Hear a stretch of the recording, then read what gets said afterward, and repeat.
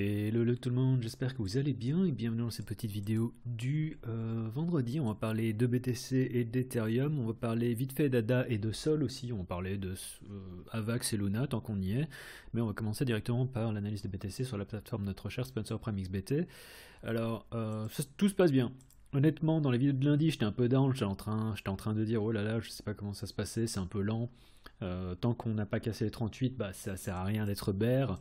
Donc il faut continuer à l'esprit de dire qu'on va aller chercher plus haut. Alors c'est bien, on a été chercher la première target qui est ici à 44,5. Et maintenant, il faut voir comment est-ce qu'on va réagir justement par rapport à cette résistance. Sachant qu'on a tapé 1, 2, 3, 4, que c'est la 5e fois qu'on tape dedans, et qu'on devrait au bout d'un certain temps quand même finir par casser ceci. Donc moi je suis assez content par rapport à ça. J'avais du BTC en spot, j'ai déjà vendu parce que voilà, enfin j'ai vendu une partie, j'ai encore une autre partie qui me reste, mais ça c'est encore éventuellement pour aller chercher les 52. On avait cette contraction au niveau des prix qu'on a cassé, donc c'est une bonne chose, et maintenant c'est vraiment, ce qui m'intéresse, c'est comment est-ce qu'on réagit au niveau actuel. Moi, j'ai pas grand chose à ajouter et on va directement aller chercher, on va aller regarder. Donc, ça, c'était l'analyse sur Prime et on va aller directement, on va aller directement regarder l'analyse sur TradingView. Alors, je vais pas. Il reste encore 6 jours avant le monthly, mais bon, le monthly a quand même, le mensuel a une belle gueule, il faut dire, ce qui, enfin, est pas trop mal. On arrive ceci dit vers une zone qui moi commence à m'intéresser, qui est l'ouverture de l'année à 46 et les 47 qui correspondent à cette résistance ici. Donc c'est un niveau en mensuel qui est assez important, qui est en violet, et on peut voir qu'on arrive bientôt dedans.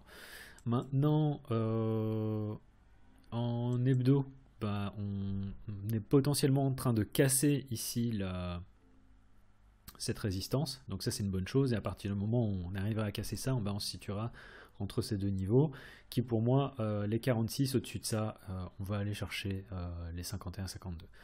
Si on a cassé, on va dire les 47, pour être plus clair, pour moi on va aller chercher les 52, dans le sens où c'est une zone davantage qu'un niveau, mais c'est l'ouverture et c'est également notre ancienne résistance ici en mensuel qui a fait office de zone de support ici.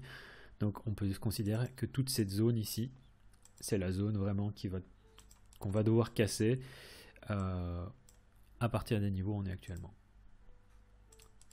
Oups, c'est pas ça que je voulais faire.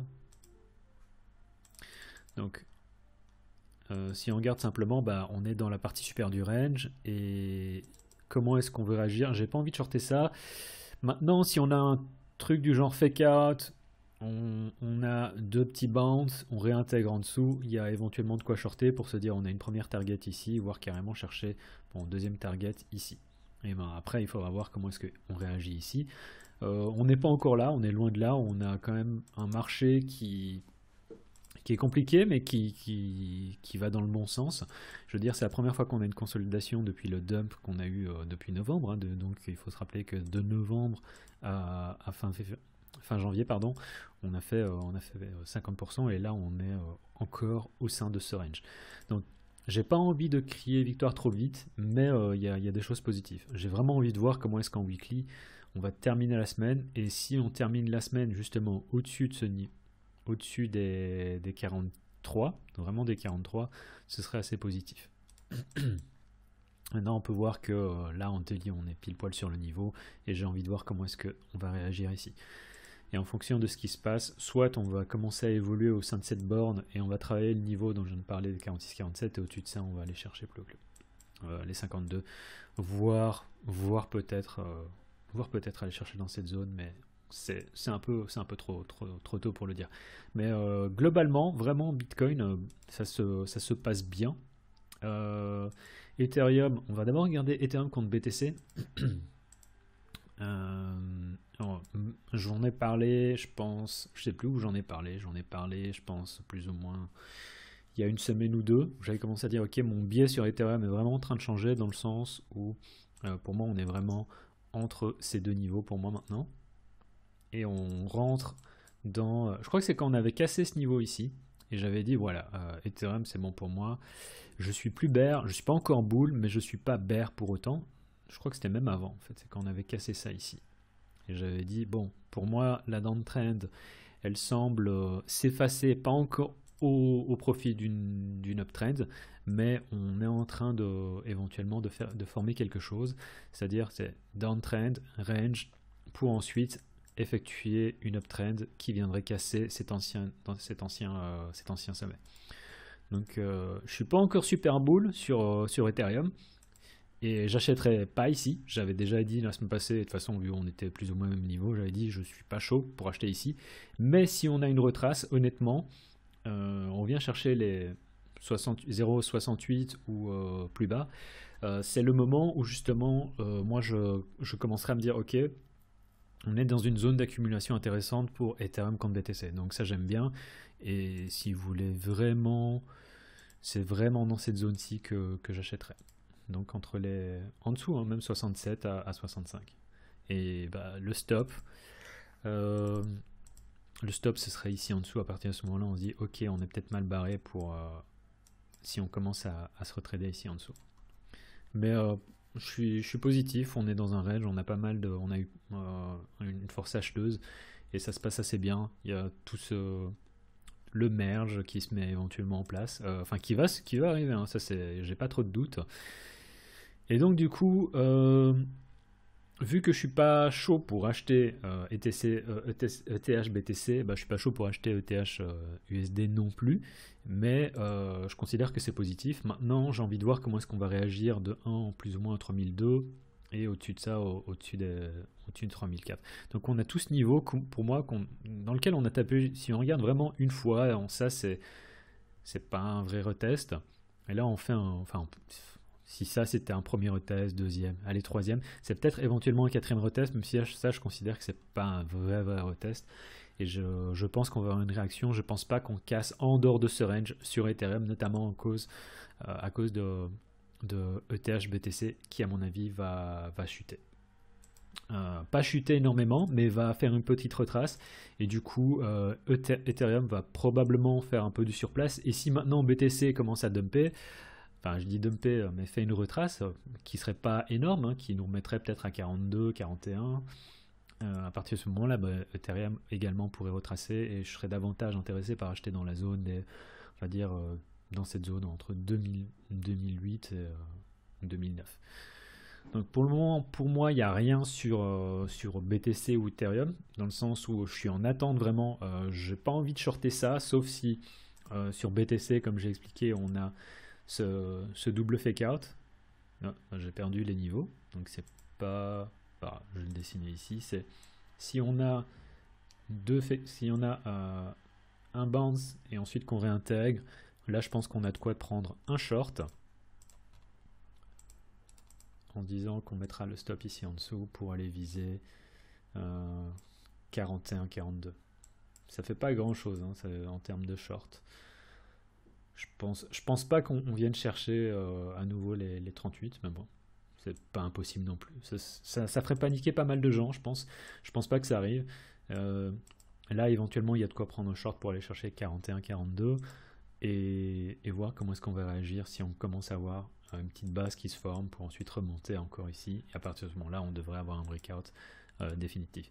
Mais donc, c'est la seule chose que j'ai à dire. BTC, pareil, Enfin, BTC, du coup, pour un short, c'est ça. Et pour acheter, c'est toutes les retraces dans la zone. Honnêtement, n'hésitez pas à acheter tout simplement du spot et à vous dire, ok, bah, s'il faut attendre, j'attendrai.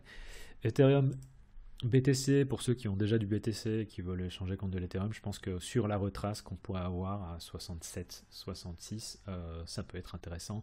Mais je ne suis pas intéressé par acheter ici. Peut-être prendre un short en fonction de ce qui se passe en intraday. Mais moyennement chaud. Et c'est la même chose en fait sur Ethereum USD. Hein. Du coup, il faudra attendre un fake out pour se dire qu'on peut aller chercher éventuellement les 2800. Et à 2800, 2900, c'est là où j'ai envie d'acheter quelque chose. Où j'ai envie d'ajouter en fait, aussi au stack d'Ethereum. Maintenant, je voulais parler vite fait de choses comme Luna. Alors Luna contre BTC, on a quand même ça qui se met en place. Et quoi que vous en disiez, bah, ça ressemble quand même vachement à une épaule tête épaule et on pourrait avoir un dump sur Luna. Donc c'est Luna contre BTC. Si maintenant on a une retrace sur BTC, qu'on a un retrace sur Luna, Luna USD va aussi se manger et ça pourrait ne pas être triste. On pourrait aller chercher les 72, voire peut-être rechercher à nouveau les 61. Donc c'est simplement un message d'avertissement, c'est pas encore certain, mais je ferai attention. Cette semaine, on a eu des trucs qui ont un peu pumpé. Avax a pas vraiment pumpé, et on peut voir qu'il a été bloqué contre la résistance ici. On avait une droite de tendance qu'on a cassée, on a réintégré. Donc ça, c'est pas génial non plus. Avax, je suis pas forcément chaud. Du coup, là, je vous dis, si vous êtes en position, vous pouvez sortir, quoi. Enfin, selon moi, c'est suffisant pour sortir, quoi. Et ADA contre BTC, on a eu un truc qui était assez... Je crois que c'était 30% en l'espace de quelques jours. Ouais, donc c'était assez positif comme pump. Ceci dit, bah, on est en pleine zone de retrace. Si on regarde, ça c'est le daily, c'était l'ancien support, l'ancienne résistance, pardon. Enfin même pas. La résistance, on va dire que c'est la zone qui faisait office de résistance ici même. Et là, on a un rejet, donc je suis pas positif. ADA, BTC, on a eu un shred pump, c'était cool. Mais à mon avis, on va retracer. Donc ADA, je pense qu'on va aller retracer vers les 1$. Si on arrive à tenir les 1$, ça pourrait être positif. Et on pourrait à nouveau... Je vais pas mentir, hein, à Cardano USD, on a un truc... je suis pas un fan de Cardano, je pense que vous le savez. Je trouve que... Enfin, je vois pas ce qui a été construit sur la chaîne pour le moment. Et l'application est totalement limitée. Mais on a, je vous parle toujours de ce setup, c'est quoi? C'est on a support, enfin résistance, résistance, résistance, du coup ça fait office de support. On a une récupération du niveau, première chose. Deuxième chose, on a la cassure de structure des marchés en daily. Donc si on revient ici, je prendrai potentiellement un long si on a quelque chose qui se met en place, sachant qu'on est sur du daily. Si maintenant on commence à retrader ici en dessous, ce serait moins bien. Et à mon avis, Cardano pourrait peut-être encore avoir du support, hein, dans cette zone, mais je serais moins chaud. Donc tant qu'on tient à nouveau cette ancienne résistance, enfin cet ancien support à nouveau qui devrait faire office de support, on a peut-être quelque chose qui se met en place sur Cardano aussi. Et puis je vais parler vite fait de Sol. Sol aussi a fait un petit pump qui n'était pas négligeable, mais c'est un peu la même chose que sur Cardano. Donc, enfin, c'est beaucoup, c'est 20%, donc c'est 10%. C'est quand même moins chouette que ce qu'on a eu sur Cardano. Mais du coup, là, on est aussi entre... si on vient retracer ici, prendre une position sur Sol en se disant qu'on peut aller chercher les 115. Une fois qu'on a une retrace, c'est-à-dire qu'on a peut-être une base qui est en train de jouer un retournement ici. Donc je suis pas chaud pour acheter ici, je serais davantage chaud pour acheter à nouveau les 88, et comme j'ai dit sur BTC ou Ethereum, je suis en attente sur ces choses-là. On a un bounce qui a été cool, mais moi je prendrai des profits là où on est, et en me disant qu'on va aller chercher à nouveau les 90 sur Solana par exemple, pour rechercher à nouveau les 100, 105, pour éventuellement chercher les 115. Mais donc moi je suis pas super chaud ici pour le moment. Lux assez fort. Donc on avait un double top, enfin un double bottom, on a cassé le double bottom, on a un truc qui se met en place de manière assez incroyable. Et de fait, c'est la plateforme LuxRare commence à manger petit à petit des parts à OpenSea. Donc c'est assez intéressant ce qui se passe dans Lux. Et on a vraiment cette espèce de chemin inverse ici. On va bientôt arriver, je sais pas, à la zone médiane. Mais je pense que Lux, si ça continue, il a toutes les chances d'aller vers les... Je pense pas tout de suite, mais d'aller au bout d'un certain temps, retrace, un truc comme ça, où en fait il va aller rechercher les 3,30$. Donc voilà, c'est tout ce que j'ai à dire pour la vidéo d'aujourd'hui. J'espère que ça vous aura plu. Je suis un peu fatigué, je crois que ça s'entend peut-être. Et Ah merde, Yann. Yann, tu m'avais parlé. Alors, c'était pas. Tu m'avais demandé de parler de Chili's. Je l'ai pas regardé, donc je vais prendre le pair USD et on va regarder ça vite fait. Bon, le premier niveau qui est super intéressant pour moi, c'est celui-là. Donc Chiliz, on peut voir quand on est en mensuel, hein. Donc chaque barre, chaque barre c'est un mois. Donc c'est assez impressionnant. Si on regarde de ce point de vue-là, bah oui, c'est positif. Maintenant, on peut voir que ce que ça a fait, ici, c'est... Déjà, je vais mettre en couleur du mensuel. Ce qu'on peut voir que ça a fait, c'est un bond, un deuxième bond moins grand, et surtout, on a cassé le support. Du coup, en termes de structure de marché, en mensuel, on a quelque chose de négatif. Si tu regardes, ça fait sommet, creux, sommet plus bas que le précédent, et creux plus bas que le précédent. Où est-ce qu'on est actuellement? On est pile poil dans cette zone ici, qui faisait office de support, on reteste en tant que résistance. Ça, c'est sur le mensuel. Donc le niveau ici, il est assez important. On peut voir que ça a été support, support, support. Maintenant, ça devrait faire office de résistance. Et c'est un niveau en mensuel, et les niveaux en mensuel, je le dis assez souvent, mais t'as pas envie de les ignorer. En daily, c'est... on est sous résistance. Globalement, on est sous résistance. On pourrait totalement avoir un rejet. Si maintenant on commence à caser ça ici,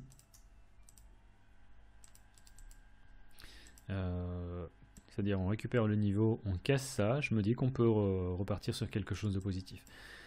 La structure de marché ici commence à être ok, hein, ça pourrait être une espèce de double bottom, un double bottom un peu dégueu, mais il va falloir attendre. Là, c'est bien ce qui s'est passé sur Chiliz, hein. Honnêtement, on a fait 20% cette semaine, donc c'est cool. Mais là, on arrive dans une zone, pour moi, de résistance. Et même si on pourrait faire un peu de surplace ici, je ne sais pas du tout si on va faire un surplace qui va mener à une cassure à la hausse, ou bien si on récupère tout simplement en bas.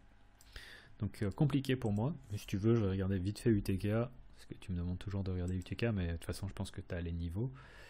UTK n'a pas fait grand-chose hein, depuis ces dernières semaines. Là, on a éventuellement une petite sortie en dehors du range pour le prochain niveau qu'on va aller chercher, c'est 28, c'est au-dessus de ça, c'est 31. Donc voilà, j'ai vraiment pas grand chose en plus à dire en dehors de ça. C'était grave pour l'analyse de cette semaine, en espérant que vous avez apprécié. N'hésitez pas à mettre pouce en l'air, tout ça. On se retrouve dans la vidéo de lundi. Tchuss.